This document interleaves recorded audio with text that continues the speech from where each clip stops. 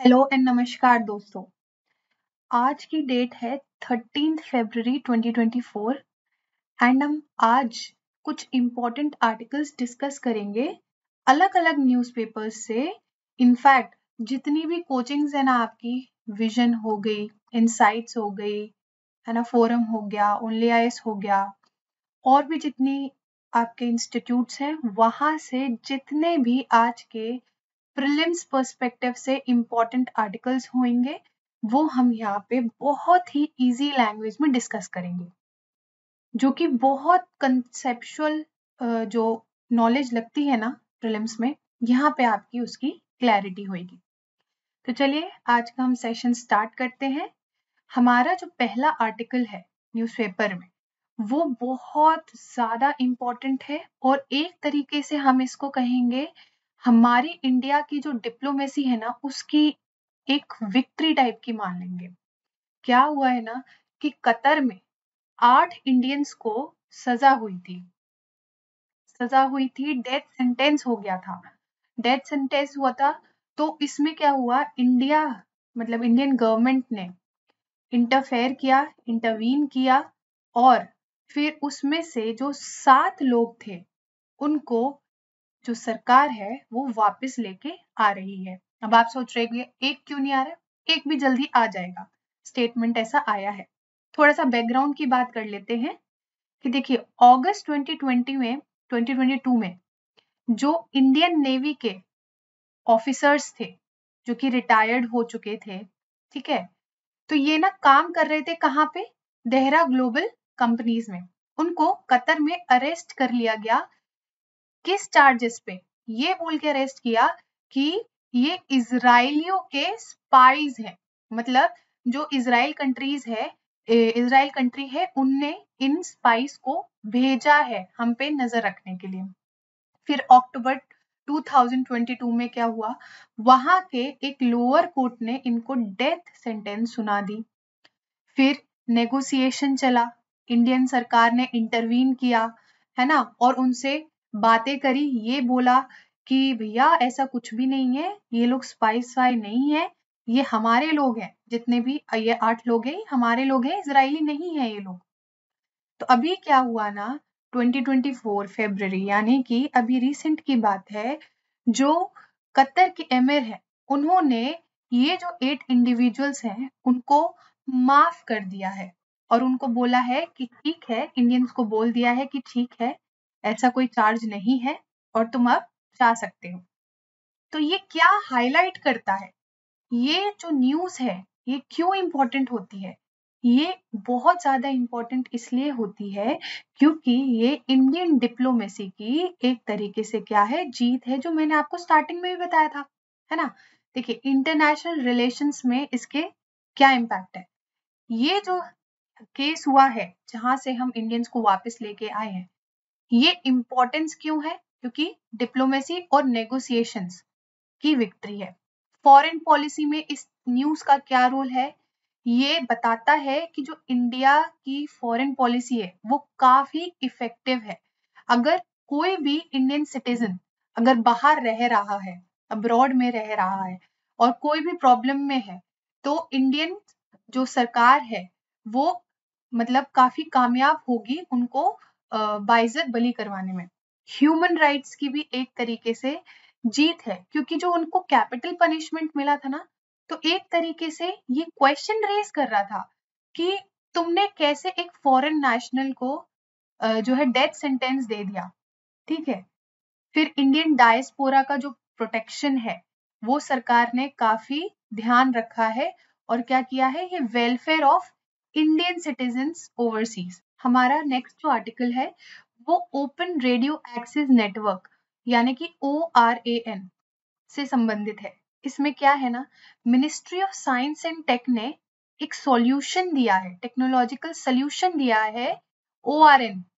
ये क्या चीज है इसके बारे में हम डिस्कस करेंगे। पहले ना ये RN था, मतलब रेडियो एक्सेस नेटवर्क था। अब इन्होंने कुछ प्रॉब्लम्स के चलते एक सॉल्यूशन दिया है और इसको क्या बना दिया है, ओपन RAN। सबसे पहले आप सबके मन में एक क्वेश्चन आना चाहिए कि रेडियो एक्सेस नेटवर्क होता क्या है। देखिए बहुत ही आसान भाषा में हम समझते हैं, जैसे कि जो हमारा सेल्यूलर नेटवर्क जो भी होता है ना, उसका ये एक तरीके का इंफ्रास्ट्रक्चर होता है। अब आप समझ रहे हो कि क्या मैम आपने बोला कि इजी लैंग्वेज है तो टफ बना दिया? नहीं, बताती हूँ। जैसे आपका मोबाइल है, ठीक है, मोबाइल किसी ना किसी कोर नेटवर्क से कनेक्टेड होता है, यानी कि कोई एक टावर होगा, है ना, जो कि सिग्नल्स भेज रहा होगा उसे, है ना। तो ये जो आपका मोबाइल जिस टावर से कनेक्टेड होता है, उसी को क्या कहते हैं हम? Radio access network. इसको ऐसे भी समझ सकते हैं, जैसे घर में वाईफाई होता है ना, वाईफाई का एक राउटर लगा होता है, ठीक है, तो जो राउटर होता है हमारे मोबाइल फोन से कनेक्टेड होता है। तो ये जो वाईफाई और ये मोबाइल फोन के बीच में जो भी चीज, ये पूरा इंफ्रास्ट्रक्चर है, ये एक तरीके का क्या है? ये रेडियो एक्सेस नेटवर्क है। लेकिन एग्जैक्टली अगर हम बात करें, अगर फोन हमारा, ठीक है, जो फोन है वो इंटरनेट से कनेक्ट होता है, तो वैसे ही जब हम फोन से इंटरनेट को यूज करते हैं, इंटरनेट को यूज करते हैं, तब हम एक मोबाइल नेटवर्क का हिस्सा बन जाते हैं। कैसे बन जाते हो आप? एक टावर से जो ये जैसे आप इंटरनेट को एक्सेस कर रहे हो, तो ये एक्सेस कहाँ से हो रहा है? एक टावर से हो रहा है। तो क्या हो गए? आप मोबाइल नेटवर्क के एक हिस्से बन गए हो, ठीक है। तो ये पूरा क्या हो गया आपका? Radio access network. देखो, अब ओपन रेडियो एक्सेस नेटवर्क और रेडियो जो ट्रेडिशनल वाला रेडियो एक्सेस नेटवर्क है, उसमें क्या डिफरेंस है? बहुत इजी है।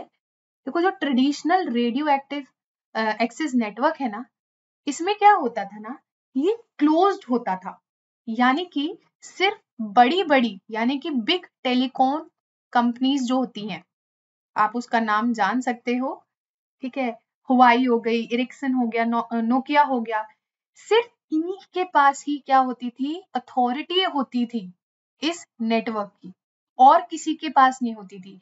यानी कि ये जो नेटवर्क था, ये एक क्लोज नेटवर्क था।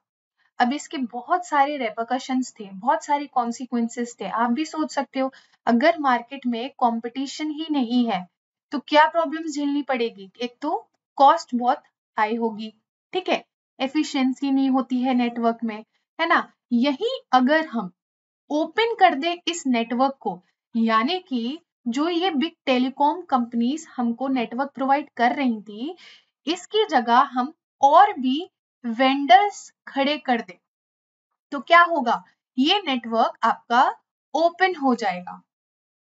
इस ओपन आरएएन में हम क्या करेंगे? इसमें हम मल्टीपल कंपनीज से, बहुत सारी कंपनीज से हम क्या करेंगे?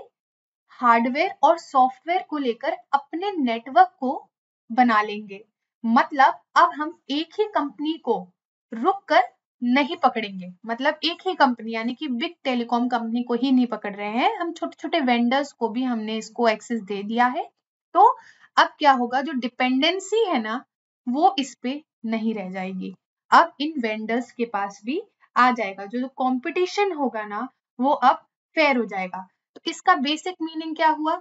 इसका मतलब क्या हुआ कि हाँ भाई, आपका जो बेसिक एम, सॉरी, अगर हम बेसिक एम की बात करें, तो ये क्या है कि जो रिमोट और अनसर्व्ड एरियाज हैं, जैसे गांव है, विलेजेस हैं, है ना, यहाँ पे हमें फास्ट और डिपेंडेबल क्या मिलेगी? कनेक्टिविटी मिलेगी, जो कि एक अफोर्डेबल कॉस्ट पे होगी।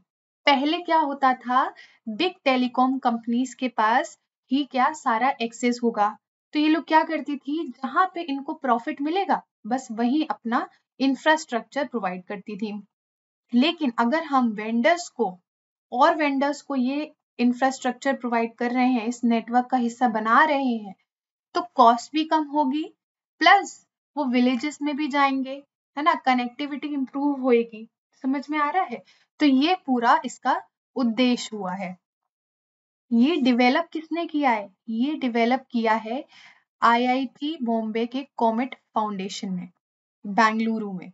ये जो कॉमेट है ना, ये 25 टेक्नोलॉजिकल इनोवेशन हब्स, जो TIH है ना, ये स्टैब्लिश किया गया था under national mission for interdisciplinary cyber physical systems के द्वारा, जो कि department of science and technology के अंडर आता है। अब हम चलते हैं हमारे नेक्स्ट आर्टिकल की तरफ, बट उससे पहले आप इस डायग्राम को भी देख लो और क्लियर हो जाएगा जो कि अभी हमने समझाया है।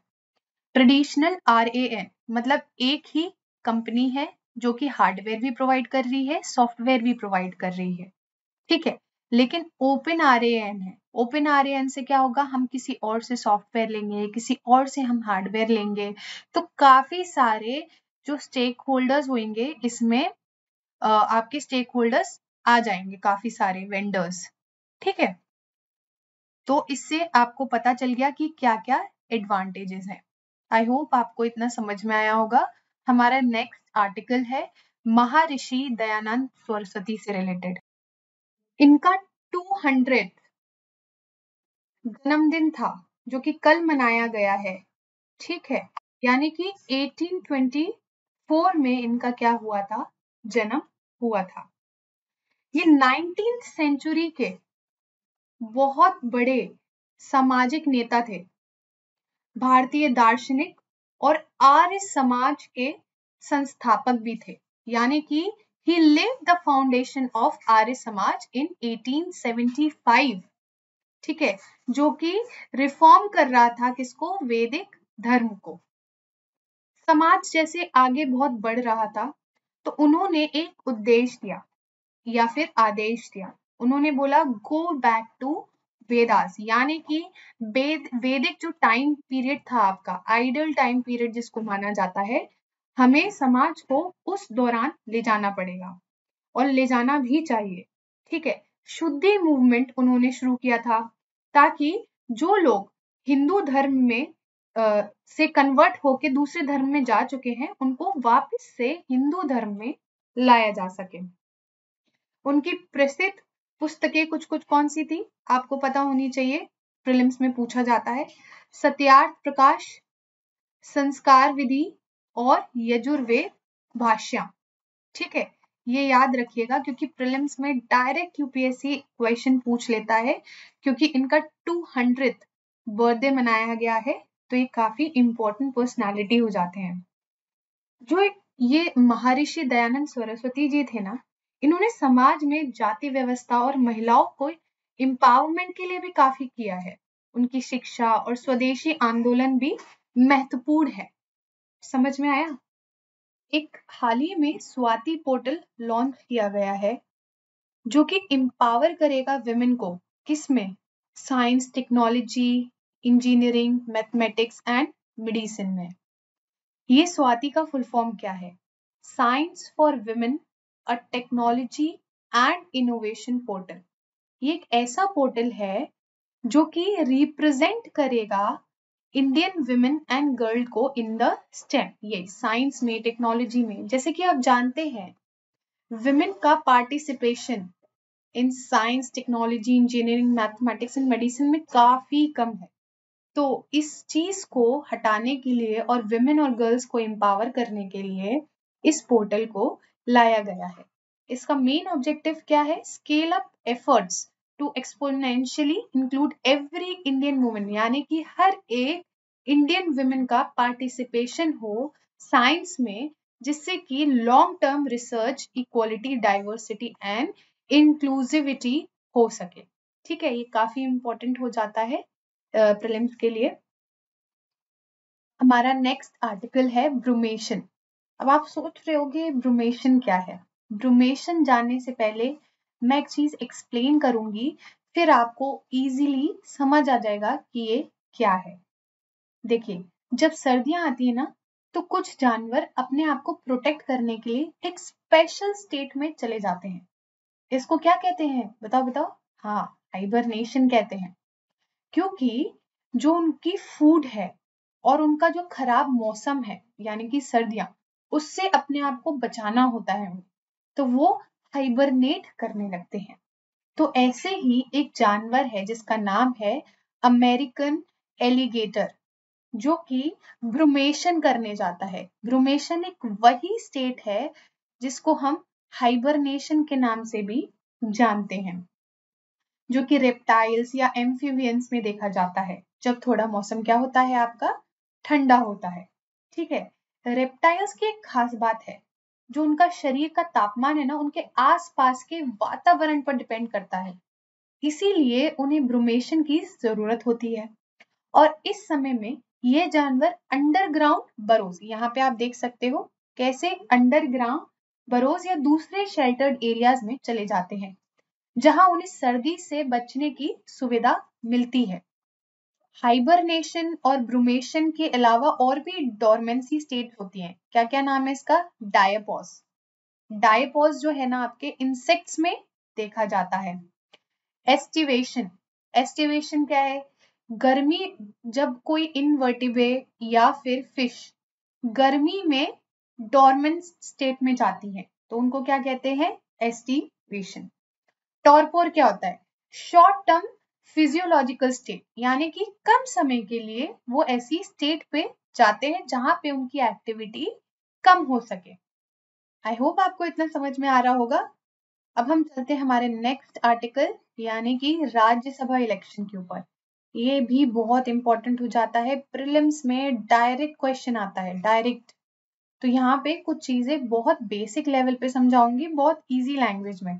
तो आप अगर इस चीज को यही समझ लोगे ना तो आपके दिमाग में बैठ जाएगा। राज्यसभा में ना 27 फरवरी को क्या होने वाले हैं? चुनाव, यानी कि इलेक्शन होने वाले हैं। तो सबसे पहले हम समझते हैं कि राज्यसभा है क्या। ये एक क्या है? परमानेंट हाउस है जो कि कभी भी डिसॉल्व नहीं हो सकता है। आप जैसे जानते होंगे जो लोकसभा है वो आपका टेम्पररी है, यानी कि हर 5 साल में वो डिसॉल्व होता है। आर्टिकल 83 क्लॉज 1 क्या कहता है? ये कहता है कि हर 2 साल में क्या होगा? 1/3 जो आपके मेंबर्स होंगे राज्यसभा के वो क्या होंगे? आपके रिटायर होंगे। अब जब ये रिटायर होंगे तो क्या होगी? सीट्स आपकी वेकेंट हो जाएंगी, खाली हो जाएंगी। इन सीट्स को भरने के लिए क्या होंगे? आपके इलेक्शंस होंगे, जिनको हम क्या कहेंगे? बाय एनियल इलेक्शंस, यानी कि हर 2 साल में जो इलेक्शंस होंगे उनको हम क्या कहते हैं? Bye एनियल elections. राज्यसभा में हर मेंबर का जो टेन्योर होता है वो कितने साल का होता है? 6 साल का होता है। और याद रखिएगा ये संविधान में मेंशन नहीं है, ये रूल्स में मेंशन है। ठीक है, राज्यसभा में आपके मेंबर्स कितने होते हैं? राज्यसभा में मेंबर्स आपके होते हैं 245 मेंबर्स होते हैं, जिनमें से 12 मेंबर्स को प्रेसिडेंट क्या करता है? नॉमिनेट करता है। और बाकी जो 233 मेंबर्स होते हैं उनको स्टेट्स और यूनियन टेरिटरीज के रिप्रेजेंटेटिव्स होते हैं वो। ठीक है, यहाँ से मतलब स्टेट्स और यूनियन टेरिटरीज में से इनको क्या किया जाता है? इलेक्ट किया जाता है। अब हम बात करते हैं कि भैया राज्यसभा में जो आपके इलेक्शंस हो रहे हैं यानी कि चुनाव हो रहे हैं वो होते कैसे हैं? राज्यसभा के जो एमपीज होते हैं ना वो एमएलएज, जो एमएलएज होते हैं ना आपके स्टेट्स के, उनके थ्रू इनडायरेक्ट इलेक्शन से चुने जाते हैं। यानी कि एमपीज को कौन चुन रहा है? आपके एमएलएज चुन रहे हैं थ्रू इनडायरेक्ट इलेक्शन। अब आर्टिकल 80 क्लॉज 4 ये क्या कहता है? मेंबर्स को प्रोपोर्शनल रिप्रेजेंटेशन के थ्रू इलेक्ट किया जाए और सिंगल ट्रांसफरेबल वोट के माध्यम से। अब आप सोच रहे होंगे कि ये प्रोपोर्शनल रिप्रेजेंटेशन का क्या मतलब है? देखो, इसका क्या मतलब होता है कि हर स्टेट के जो एमएलएज है ना वो अपने प्रेफरेंस के हिसाब से मेंबर्स को वोट देंगे। ठीक है, हर एक स्टेट के जो एमएलएज हैं वो अपने प्रेफरेंस के हिसाब से मेंबर्स को वोट देंगे और उन वोट्स को अनुपातिक रूप से मेंबर्स को चुना जाएगा। सिंगल ट्रांसफरेबल वोट मतलब हर एमएलए का जो एक वोट है वो क्या वैल्यू होगी? एक वैल्यू होगी। 1 एमएलए यानी कि 1 वैल्यू। ठीक है, आई होप आपको इतना समझ में आ रहा होगा कि कैसे इलेक्शंस होते हैं राज्यसभा के। अब हम बात करते हैं हमारे फोर्थ शेड्यूल की। फोर्थ शेड्यूल आपका क्या कहता है, राज्यसभा के सीट्स को और स्टेट्स और यूनियन टेरिटरीज के पॉपुलेशन के आधार पर एलोकेट किया जाए, यानी कि राज्यसभा के सीट एलोकेशंस की बात कहाँ हो रही है, फोर्थ शेड्यूल में हो रही है। ये भी आपका इंपॉर्टेंट इंफॉर्मेशन हो जाती है। अब हम बात करते हैं चुनाव के प्रोसेस की। ठीक है, इसमें ना राज्यसभा में जो चुनाव होता है उसमें एक सिस्टम होता है, किस चीज का, ओपन बैलेट का सिस्टम होता है। लेकिन ये एक लिमिटेड फॉर्म ऑफ ओपननेस होती है, यानी कि ऐसा नहीं है कि हम सबको दिखाते फिर रहे हैं कि भैया हम इसको वोट दे रहे हैं, हम इसको वोट दे रहे हैं, ऐसा नहीं होता है।